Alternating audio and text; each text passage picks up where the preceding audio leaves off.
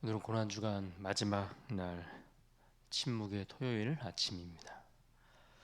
월요일에는 우리가 성전을 깨끗게 하시는 주님을 보았습니다. 만민이 기도하는 집을 기대하셨던 주님의 그 마음을 우리가 살펴보았고, 우리가 화요일에는 잎만 무성한 무화과 나무가 아닌 믿음의 열매를 찾으시는 주님의 음성을 함께 들을 수 있었습니다. 그런가 하면 수요일에는 배신의 그림자가 드리움에도 불구하고 그 십자가의 길을 멈추지 않고 걸어가셨던 주님의 사랑을 함께 묵상해 보았습니다. 그리고 목요일에는 끝까지 제자들을 품으시고 사랑하셨던, 그래서 그들의 제자들의 발을 씻기셨던 주님의 모습을, 그 섬김을 우리가 보았다면, 우리가 금요일에는 다 이루었다라고 선언하셨던 십자가에서의 구원, 그 십자가의 구원의 완성을 우리가 바라보며 그 주님을 묵상하는 시간을 가졌습니다. 그리고 오늘은 토요일입니다. 십자가는 이미 세워졌고 예수님은 이미 운명하셨고 무덤은 이미 닫혔습니다. 그래서 토요일은 겉으로 보면 아무 일도 일어나지 않는 것 같은, 그저 다 끝나버린, 그렇게 십자가가 다 실패로 그 어떤 소망도 보이지 않는 그런 날처럼 보일 수 있습니다. 기적도 없고 말씀도 없고 여기에는 어떤 움직임도 없이 그저 침묵만 남겨져 있을 뿐입니다. 그러나 성도 여러분, 우리가 결코 잊지 말아야 할 것, 반드시 기억해야 할 것이 있습니다. 성경은 우리에게 오늘날 그냥 비어 있는 하루의 모습을 비추어 주는 것이 아니라, 사람의 눈에는 침묵처럼 보이지만 하나님의 구원의 역사는 멈춘 적이 없음을 우리에게 말씀해 주고 있습니다. 오늘 본문이 바로 그것을 가르쳐 주고 있습니다. 예수님의 죽음 이후에도 하나님은 여전히 사람을 통해 일하고 계셨고, 그 구원이 어떻게 우리 가운데 주어지는가를 분명하게 보여주셨습니다. 본문 57절을 보면 이렇게 시작합니다. 저물었을 때에 아리마대의 부자 요셉이라 하는 사람이 왔으니 그도 예수의 제자라. 금요일 해질 무렵입니다. 예수님은 이미 십자가에서 숨을 거두셨습니다. 제자들은 흩어졌고 분위기는 무너져 있고 인류의 모든 소망은 이제 다 끝난 것처럼 보이는 그러한 장면입니다. 그런데 바로 그때 아리마대 사람 요셉이 등장합니다. 그는 부자였고 또한 예수님의 제자였다라고 성경은 그렇게 소개해 주고 있습니다. 다른 복음서를 통해서 함께 살펴보면 그는 존귀한 공회원이었고 하나님 나라를 기다리는 사람이었다라고 소개합니다. 그러니까 그는 사회적으로 볼 때도 덕망 있고 거기에 신앙도 가진 아주 신실한 자였다라는 것을 우리는 알 수 있습니다. 그런데 그가 빌라도에게 가서 예수님의 시신을 요청하고 있습니다. 이 일은 사실 결코 쉬운 일이 아닙니다. 왜냐하면 당시 십자가라는 것은 죄인들의 처형을 위한 도구로 쓰였기 때문에 이 십자가형을 당한 죄인의 시신을 요구해서 그것을 장사 지내겠다라고 하는 것은 사회적으로도 여러 가지 부담을 안고 가야 하는 그런 쉬운 일이 아니었다라는 겁니다. 게다가 예수님처럼 어떤 반역자처럼 처형된 그런 상황들이었기 때문에 그 시신을 달라고 나서는 것은 그의 사회적 신분을 고려해 볼 때 요셉에게는 굉장히 위험을 감수하는 그런 행동이었다라는 이야기입니다. 그런데 그 요셉이 그 일에 나선 것입니다. 예수님이 살아계실 때는 그가 어떤 자였는지에 대한 기록이 제대로 나와 있지 않지만, 그러나 예수님이 죽은 후에 오히려 그는 더 믿음으로 담대하게 움직이는 것을 볼 수 있습니다. 진짜 믿음과 진짜 신앙의 위기의 상황 속에서 그의 믿음이 어떠한 것인가 하는 것이 드러나는 것을 볼 수 있습니다. 우리 믿음과 우리의 신앙도 그런 겁니다. 평온할 때는 잘 알지 못합니다. 모든 일이 잘 원만하게 되어지고 있을 때는 누가 예수님의 진짜 제자인가를 잘 알지 못합니다. 그러나 어려움이 찾아오면 압니다. 상황이 위기로 몰려가고 있을 때 진짜 믿음이 무엇인지, 아니 누가 진짜 믿음의 사람인가, 진짜 신앙의 사람인가 하는 것이 그 수준이 드러나게 되어 있습니다. 그렇게 사람들은 다 끝나고 생각했을지 모르지만 그 십자가의 어두운 시간 속에서도 하나님은 이처럼 자기의 사람들, 하나님의 사람들을 통해 일하고 그들을 사용하고 계셨던 겁니다. 그래서 본문 59절과 60절에 보시면 요셉은 예수님의 시신을 깨끗한 세마포로 싸서 자기 새 무덤에 안치했다라고 했습니다. 이런 성경이 지금 예수님의 죽으심에 대해서 단순한 장례 절차를 밟아갔다라는 것을 보여주려고 하는 것이 아닙니다. 하나님께서 예수님의 죽음 이후에 그 이후의 순간까지도 허투루 두지 않으시고 우리 하나님께서 말씀하신 대로 섭리하고 그 섭리를 통해 하나님의 구원의 완성을 이루어가고 계시는 것을 보여주는 장면입니다. 사랑하는 성도 여러분, 우리의 삶에도 이와 같은 토요일 같은 시간이 있습니다. 모든 것이 끝난 것 같고 아무것도 일어나지 않는 것 같고 하나님도 조용히 침묵하고 계시는 것 같은 그러한 시간들이 있습니다. 우리도 그때를 맞으면 하나님에 대한 모든 기대를 다 내려놓을 때가 있지 않습니까? 아무런 일도 일어날 수 없다라고 모든 소망을 다 포기한 채 그렇게 하나님을 제한하며 살아갈 때가 있지는 않은가요? 그러나 오늘 성경은 말씀합니다. 내 눈앞에서 큰 기적이 일어나지 않을 뿐 하나님은 여전히 하나님의 손으로 하나님의 일을 하고 계신다라는 것을, 그 섭리의 손으로 여전히 역사를 움직이시고 하나님의 구원의 그 그림을 그려가시고 그 역사를 움직이고 계신다라는 것을 보여주는 겁니다. 그러므로 기다림의 시간은 허투루 우리에게 주어지는 시간이 아니라 오히려 믿음이 시험받는 시간이다 라고 그렇게 우리는 알아야 할 것입니다. 60절을 보십시오. 바위 속에 판 자기 새 무덤에 넣어두고 큰 돌을 굴려 무덤 문에 놓고 가니. 이 장면은 매우 상징적입니다. 큰 돌은 모든 것이 끝났다라는 것을 보여주는 하나의 표지처럼 우리에게 보여지는 장면이기 때문에 그렇습니다. 예수님의 이야기가 완전히 봉인된 것 같고 예수님의 모든 스토리가 이제는 다 끝난 것처럼 아무것도 기대할 수 없는 것처럼 보이는 그러한 장면입니다. 그런데 61절은 더 조용합니다. 거기 막달라 마리아와 다른 마리아가 무덤을 향하여 앉았더라.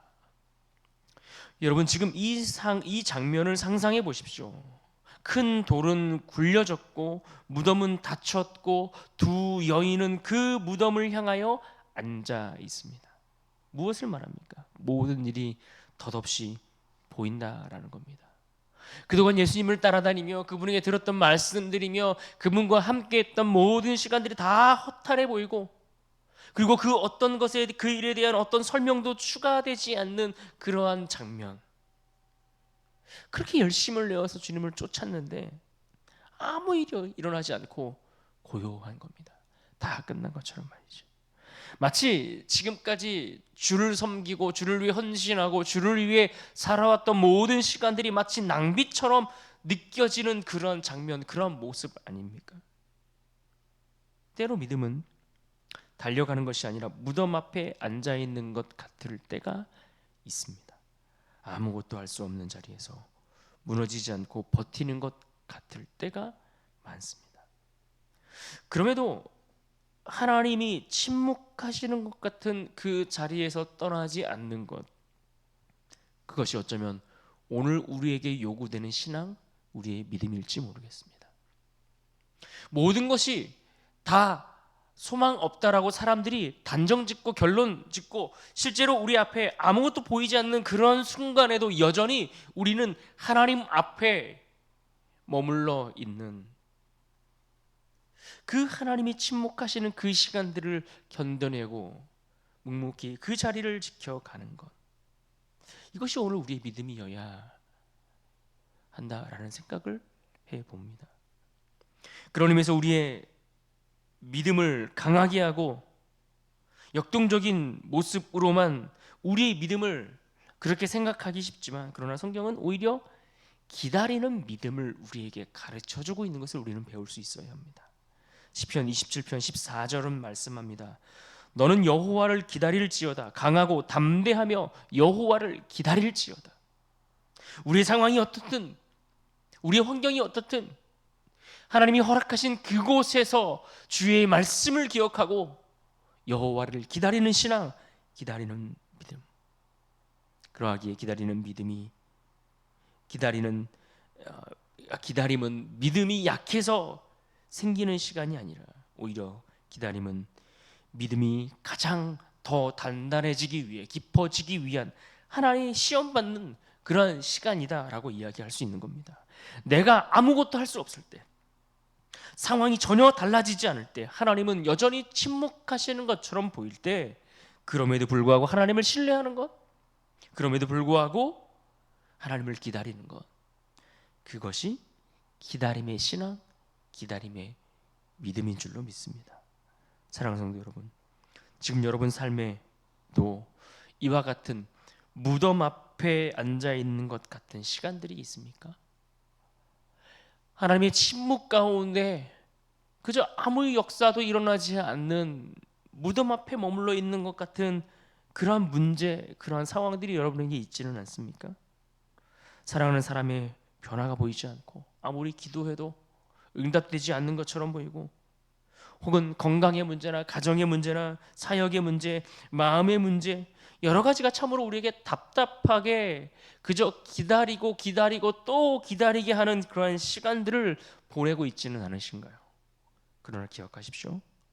성경은 늘 이 기다림의 시간을 우리에게 허투루 그냥 의미 없이, 가치 없이 그냥 흘러가는 시간이라고 말하지 않고, 오히려 무덤 앞에 앉아있는 시간에도 하나님은 우리를 위해 일하고 계신다라는 사실을 분명하게 가르쳐 주고 있습니다. 우리가 할 수 있는 것은 많지 않을지라도 하나님을 신뢰하며 그 자리에서 떠나지 않는 것, 여러분, 이것이 믿음입니다. 그래서 사람은 무덤을 굳게 지키려고 하지만, 그러나 아무리 사람이 그것을 굳게 지키려고 한다 할지라도 하나님의 약속을 막을 수는 없습니다. 62절 이하를 보시면 대제사장들과 바리새인들이 움직이는 것을 봅니다. 그들이 안식일 다음 날 빌라도에게 모여 이렇게 말합니다. 63절, 주여, 저 속이던 자가 살아 있을 때에 말하되 내가 사흘 후에 다시 살아나리라 한 것을 우리가 기억하노니. 여러분, 참 아이러니한 장면 아닙니까? 예수님의 원수들이 오히려 예수님의 말씀을 기억하고 있는 장면, 참 알 수 없는 장면입니다. 제자들은 무너져서 흩어졌습니다. 다 진을 버리고 떠나버렸습니다. 그런데 오히려 그 원수들, 그 대적들은 예수님의 부활에 관한 그 예고의 말씀들을 기억하고 오히려 두려워하고 있더라는 겁니다. 그래서 그들은 무덤을 굳게 지키게 해달라고 요청합니다. 경비병을 세우고 돌을 임봉하고 무덤을 철저히 봉쇄했습니다. 그러니까 사람의 입장에서, 인간으로서 할 수 있는 모든 조치를 다 동원해서 철저하게 그분의 말씀이 이루어지지 않도록 막으려고 했다는 겁니다. 그래서 66절은 이렇게 마무리되고 있습니다. 그들이 경비병과 함께 가서 돌을 임봉하고 무덤을 굳게 지키니라. 여러분, 이것이야말로 세상 사람들이 할 수 있는 가장 강력한 확신 아니겠습니까? 이제 끝났다. 이제는 절대 열리지 않는다. 이제는 누구도 바꿀 수 없다라고 말하는 세상 사람들의 확신 말입니다. 그러나 이 장면은 오히려 인간의 모든 봉인이 하나님의 부활 역사를 막을 수 없다라는 것을 더 분명하게 드러내주는 배경이 되고 있습니다. 돌을 굴려 놓아도 막을 수 없습니다. 아무리 임봉해도 막을 수 없습니다. 경비병을 세워도, 사람이 아무리 막아도 하나님의 약속이 성취되고 이루어지고 완성되는 것, 여러분, 그것은 멈추지 않고 또 막을 수도 없는 겁니다. 그러므로 기억하십시오. 내 앞에 놓인 그 돌이 아무리 커 보여도, 우리 인생을 가로막고 있고 내 인생을 봉인해버린 것 같은 세상의 그 장애물들, 세상의 문제들, 그 환난과 역경의 시간들, 그것이 아무리 커 보이고 아무리 굳게 내 앞을 가로막고 있을지라도, 사람이 아무리 불가능하다라고 말하고 세상이 그렇게 우리에게 속삭인다 할지라도 하나님이 하시려 하는 그 일을 누가 막을 수 있겠습니까? 때때로 우리는 돌만 바라보고 있습니다. 문을 막고 있는 그 장애물만 바라보며 한탄하고 있습니다. 봉인된 현실만 보고 있고, 그래서 낙심하고 절망하고, 그래서 오늘도 우리는 슬퍼 눈물을 흘리고 있는지도 모르겠습니다. 그러나 믿음은 돌보다 더 강하신, 더 크신, 내 상황과 문제보다 더 위대하신 하나님을 바라보는 것입니다. 봉인보다 약속을 보는 것, 현재의 침묵보다 곧 오실 하나님의 일, 그 모든 일을 이루고 완성하실 하나님을 바라보는 것, 이것이 오늘 우리의 믿음인 줄로 믿습니다. 그러므로 침묵의 토요일은 절망의 날이 아니라 약속이 보이지 않는 방식으로, 보이지 않지만 그러나 그 약속이 우리에게 더 깊이, 더 온전하게, 더 확실하게 다가오는 날이라는 것을 우리는 기억해야 할 것입니다. 그래서 사랑하는 여러분, 기다림은 그 소망을 배우는 시간입니다. 토요일은 그저 금요일과 주일 사이에 끼어있는 그런 한 날이 아닙니다. 십자가는 이미 지나갔지만 부활은 아직 보이지 않지만, 그러나 이 중간의 시간이 참 우리에게 애매하고 어렵게 다가올 수 있지만, 그러나 이미 잃어버린 것은 분명하지만 아직 회복된 것도 보이지 않기 때문에 참 힘들고 어려운 시간이 될 수 있습니다. 그러나 바로 이 중간의 시간이 우리 신앙에도 자주 있는 것을 우리는 알아야 합니다. 하나님이 약속하셨지만 아직 이루어지지 않은 그 시간, 기도는 했지만 아직 응답이 이루어지지 않는 그 시간, 눈물은 흘리고 있지만 아직 밝은 아침이 떠오르지 않는 그 시간. 그러나 로마서 8장 25절은 우리에게 분명히 이렇게 말씀하고 있습니다. 만일 우리가 보지 못하는 것을 바라면 참음으로 기다릴지니라. 아멘. 보이는 것을 기다리는 것은 참으로 쉬운 일입니다. 누구라도 우리 눈앞에 보이는 것을 기다리는 것은 누구나 다 할 수 있는 일일 겁니다. 그러나 보이지 않는 것을 기다리는 것은 반드시 믿음이 필요합니다. 내 앞에 아무것도 보이지 않는 그 순간에도 하나님의 약속을 신뢰하고 기다리기 위해서는 반드시 믿음이 필요합니다. 사랑하는 여러분, 여러분의 삶에도 토요일이, 이와 같은 토요일이 찾아오고 또 있을 수 있습니다. 그러나 오늘 말씀을 의지해 조급함 대신 믿음을 배워가실 수 있기를 부탁드립니다. 두려움 대신 평안을 구할 수 있기를 부탁드립니다. 보이지 않아도 주님을 신뢰하며 소망 가운데 기다리는 믿음, 그 믿음이 오늘 우리에게 있기를 바랍니다. 이 말씀과 이 고백을 붙들고 부활의 아침을 기다리며 맞이할 수 있는 우리 모두가 될 수 있기를 주님의 이름으로 축원합니다.